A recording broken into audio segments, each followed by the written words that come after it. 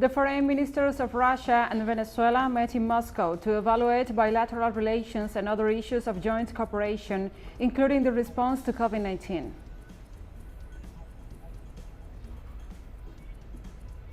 In Ethiopia, vote counting of Monday's general election continues. And China rejected critical statements by United Nations High Commissioner for Human Rights Michele Bachelet and called for an end to an alleged disinformation campaign.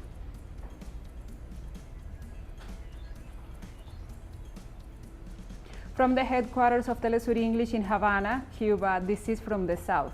I'm Gladys Quesada.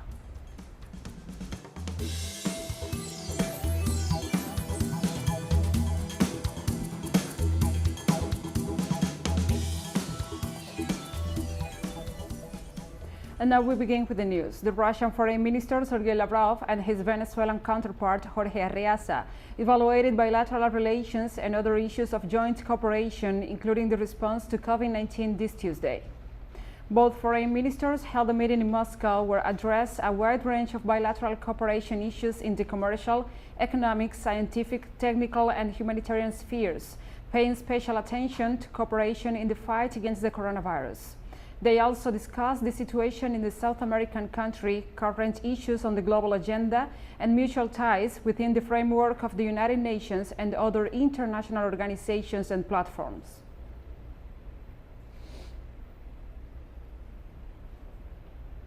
Russian Foreign Minister Sergey Lavrov praised the excellent bilateral relations between the two countries and the contracts signed to maintain cooperation in different areas.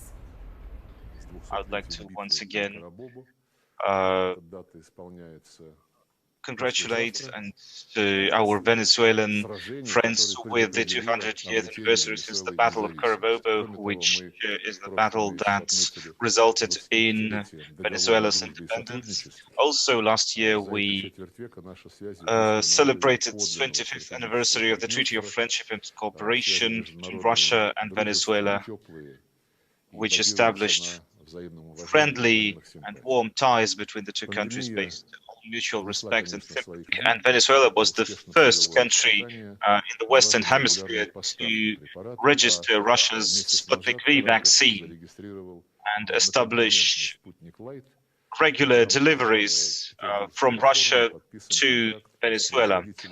A contract has been signed between Venezuela and the producers of another Russian vaccine, Apivac Corona. We also have ties between our healthcare and pharmaceuticals companies. For example, we have deliver insulin and other medications to Venezuela. In the meantime, his Venezuelan counterpart Jorge Arreaza also recalled the long-standing relations between both nations and the importance of protecting and supporting the United Nations Charter through democratic means. 262 signed agreements, 48 agreements are underway, under works, and this year we have 14th meeting of intergovernmental departmental committees between our countries, and we are going to have a 15th meeting soon. We call for integration in all areas: economy, military, technical cooperation, cultural cooperation, cooperation in education, in finance, and so on. And we are really proud for our long-standing relations. Russia and Venezuela support the establishment of the group that will protect the UN Charter. This very document, this is the tool that we all have at our disposal. And as one of the very first Secretary General of the UN, then a Norwegian said, when the UN organization was established, it wasn't established to bring the humanity to paradise, but to divert it away from the hell. And the main goals, main values of mankind are stipulated, enshrined in this charter. And we must support and defend, protect this charter with democratic means. Over the last 3 days, 6 people were murdered in Colombia, 3 of them well-known social leaders, while the 43rd massacre of this year was committed. Our correspondent, Hernan Tovar, has more details on the violence that does not stop in this South American country. Human rights organizations reported a new massacre in the department of Antioquia. 3 social leaders were victims of illegal armed groups and paramilitaries. With these cases, 43 massacres have been committed and 75 social leaders have been murdered so far in 2021. These are disputed regions, disputes over territory, resources, mining, roads, and thirdly, there are structures, there are macro-criminal structures, and they are not just small armed groups. There are mafias, there are paramilitaries, and there are political interests involved. And on the other hand, the government is responsible for omission and for the type of policies, because instead of protecting social leaders and communities, it persecutes protesters and wages a new war. The first record of a series of murders against social leaders was that of Gustavo Solís Ramos, who belonged to a black community in Buenaventura, Valle del Cauca department, an area where the Ombudsman's office had issued alert due to the level of violence in the city, as a result of territorial disputes and clashes between criminal gangs. They continue to kill, to attack, to threaten. They continue to generate these strategies to eliminate and silence the voices of resistance that we raise in our territories. I believe and consider that the state must also provide these effective guarantees for all of us who are leaders in the territories and for all of us who defend the rights of black communities, because Buenaventura is becoming a time bomb.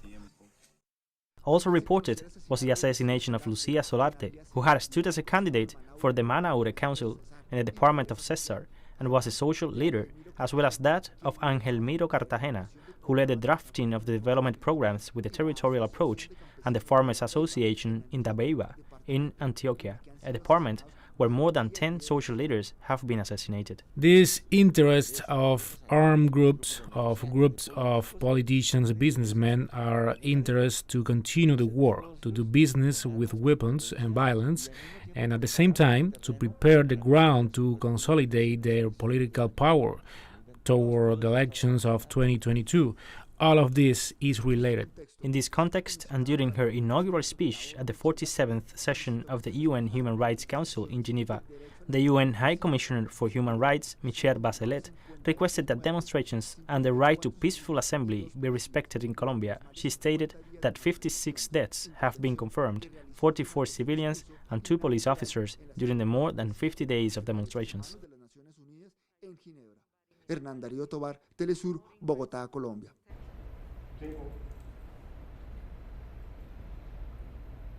More than 300 organizations support the request for Chilean President Sebastián Piñera to be tried for crimes against humanity submitted to the International Criminal Court. The request, submitted to the court on April 29th, refers to the grave abuses committed during the period known as the social outbreak in 2019, during which mass protests against the Piñera government were met with brutal repression by the security forces. National and international human rights organizations have recorded eye injuries caused by the impacts of rubber bullets, deliberately shot at protesters' faces, torture, deaths, sexual abuse, and a series of other abuses and serious violations. These have been compiled into a dossier of evidence.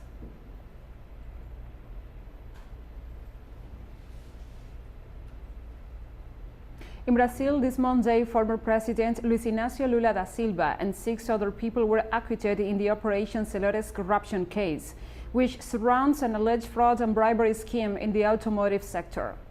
A judge of the Federal Supreme Court in Brasilia ruled that there was a lack of evidence to support a sentence against the accused.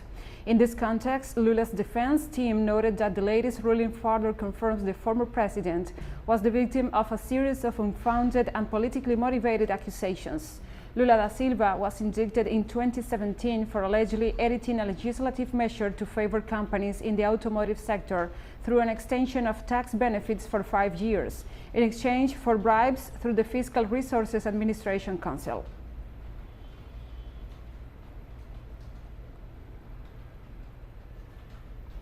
And the Cuban Foreign Minister Bruno Rodriguez Parrilla met with the UN Secretary General Antonio Guterres this Monday on the occasion of his visit to the UN headquarters in New York. In a message published on his Twitter account, the Cuban diplomat described the meeting as fruitful and reiterated Cuba's support for the strengthening of multilateralism. The foreign minister arrived at the UN headquarters to present the resolution and participate in the upcoming General Assembly vote against the U.S. blockade of Cuba.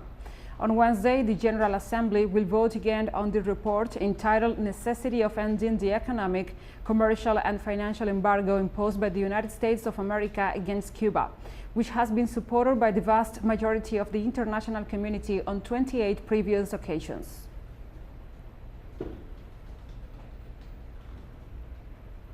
A Peruvian judge dismissed a prosecutor's request for the arrest of presidential candidate Keiko Fujimori. She had been charged with violating the terms of her parole. Fujimori faces charges of corruption and money laundering and was released on bail in May last year after spending a year and a half behind bars. She was explicitly banned from contacting witnesses of the case, which she did in several occasions. The judge, Victor Zúñiga, admitted that Fujimori had disregarded parole rules, but refused to imprison her. An extreme right politician, Fujimori lost June the 6th elections, but her lawyers are trying to prevent the winner, Pedro Castillo, from taking office.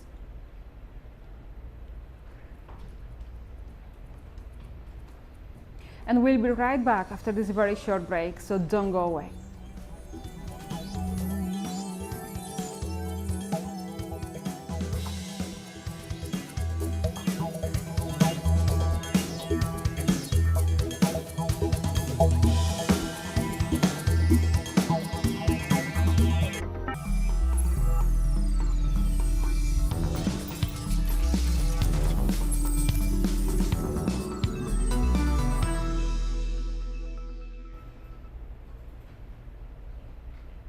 Welcome back to From the South. Vote counting on Monday's general election was underway this Tuesday in Ethiopia, Africa's second most populous country. The results are not expected to come around for several days. The ballot was postponed in the northern Tigray region and other restive parts of the country.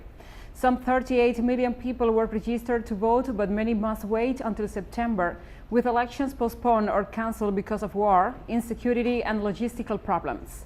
Nevertheless, ballots were being tallied, and Prime Minister Abiy Ahmed stated that casting their votes showed their earnestness, commitment to peace and the democratic process of the people. Voting stretched into the evening, with the nearly 50,000 polling stations staying open an extra 3 hours to accommodate long queues. I'm happy because it was peaceful. I voted in these polling stations. Things were orderly. The only problem I saw, there was long queues and the pace was slow. Apart from that, all went well. In the past, it was not free and fair elections. We were told who to vote for. This time around, it did not happen. I believe that the posted results are what the people have voted for.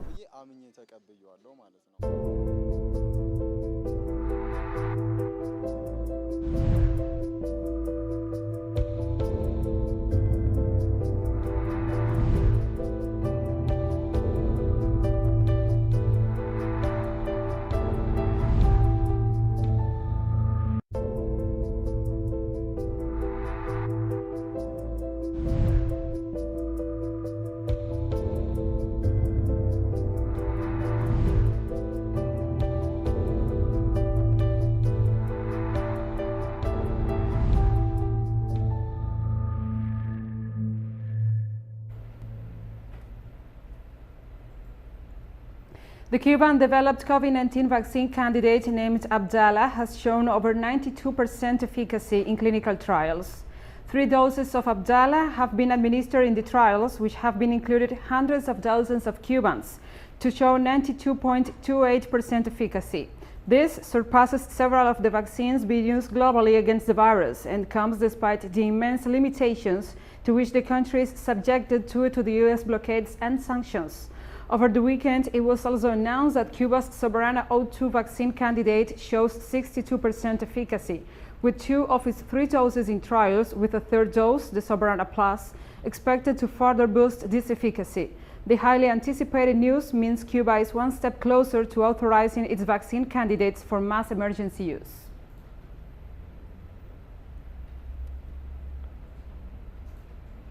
The huge impacts of the U.S. blockade on Cuba's health system have been further accentuated amid the battle against COVID-19.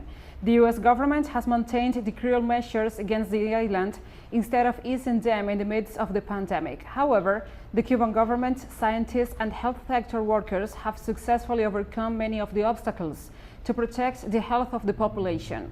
Cuba's top epidemiologist, Dr. Francisco Duran, talks us through some of the steps taken.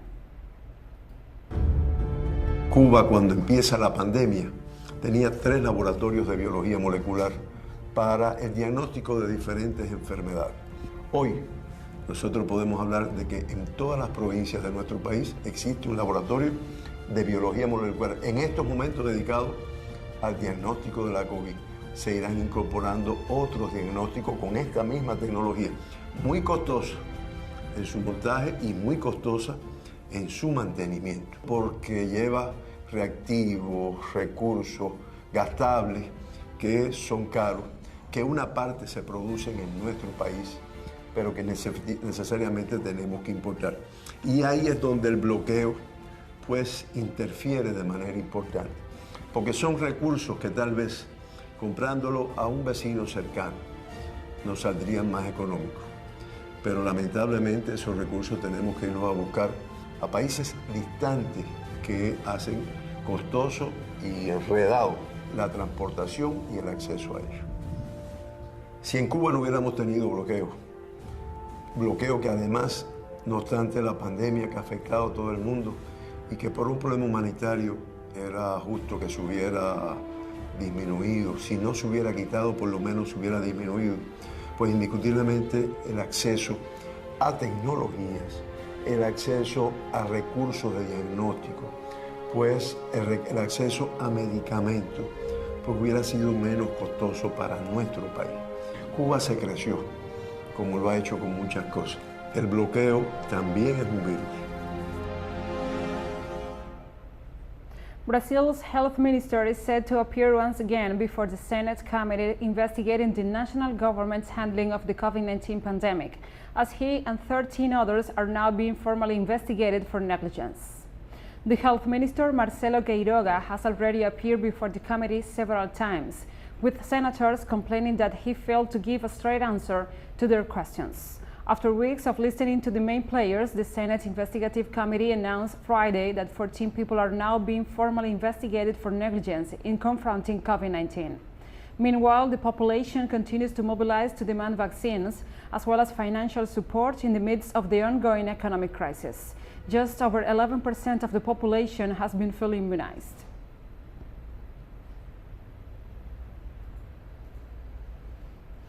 And China expressed support to the United Nations call for fair distribution of COVID-19 vaccines.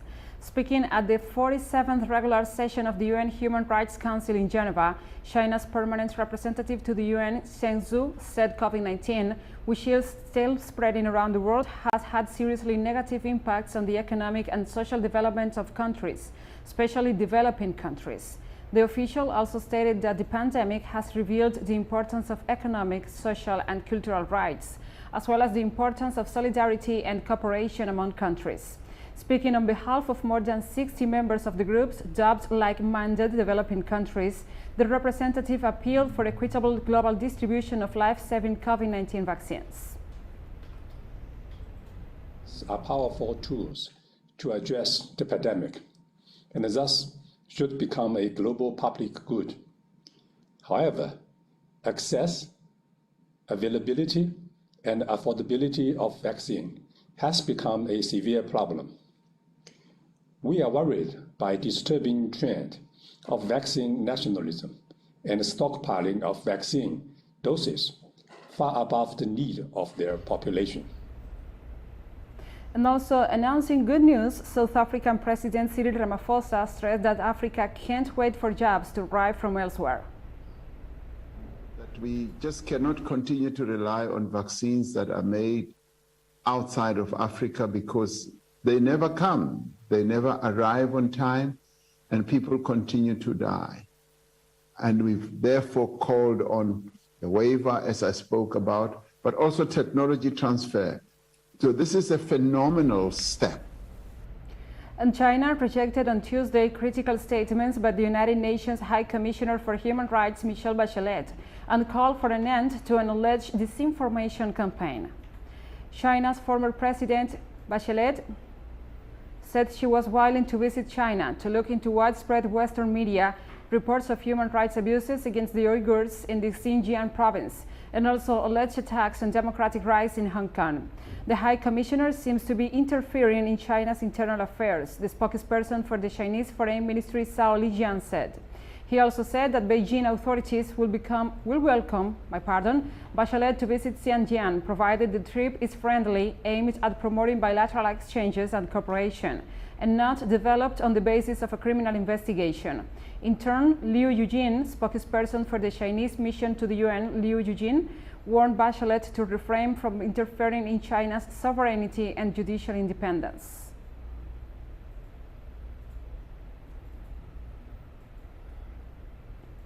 And the Belarusian government considers new Western sanctions a declaration of economic war. In a foreign ministry communiqué, Minsk said the sanctions will negatively impact the interests of its citizens and warned that it will be forced to take reciprocal measures.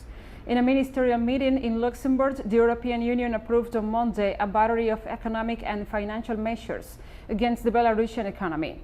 The move had been coordinated with the United States, Canada, and the United Kingdom, the EU's foreign representative Joseph Borrell said. The EU grants the sanctions as punishment for the allegedly forced landing of a Ryanair passenger plane and the arrest of a neo-Nazi opposition activist who was on board.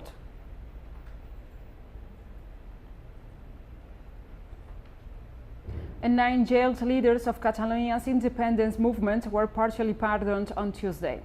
The 9 will be barred from holding public office, the Spanish Prime Minister Pedro Sánchez said in his Twitter account. The Spanish government, then an enthusiastic supporter of Venezuela's self-proclaimed President Juan Guaidó, did not hesitate in applying maximum force when the independence movement won a referendum in Catalonia in 2017. The leaders were imprisoned after being found guilty of sedition in 2019. Carles Puigdemont, president of the autonomous region, who pronounced Catalonia's independence, is still living in exile in Belgium, and Spain does not recognize its status as recently elected European Member of Parliament.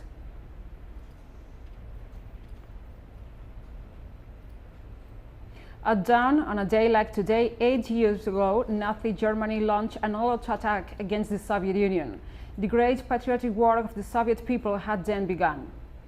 The massive offensive was planned so that the world's first socialist state will surrender within weeks, as they have done in Western Europe.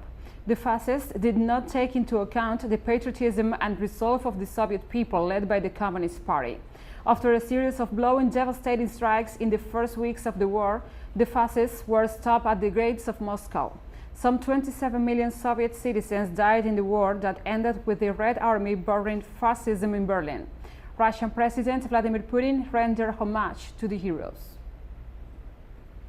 We do and will do everything for our country, our homeland, to always be a great and powerful nation. We will always be grateful to the winners who stepped into immortality, to those who gave life and peace to future generations. And Iran on Tuesday condemned the U.S. interference in its domestic affairs after the State Department criticized last week's presidential election in the Islamic Republic as neither free nor fair. From a political point of view, we consider this statement as an example of interference in Iran's internal affairs and against the international law. We condemn it. The U.S. government is not in a position to comment on the electoral process in Iran or any other country. And we have come to the end of this news brief. But remember, you can find this and many other stories on our website at telesurenglish.net. And also, if you feel so inclined, please follow us on social media. We are on Facebook, Twitter, Instagram, and also Telegram. For TeleSUR English, I'm Gladys Quesada. Thank you for watching.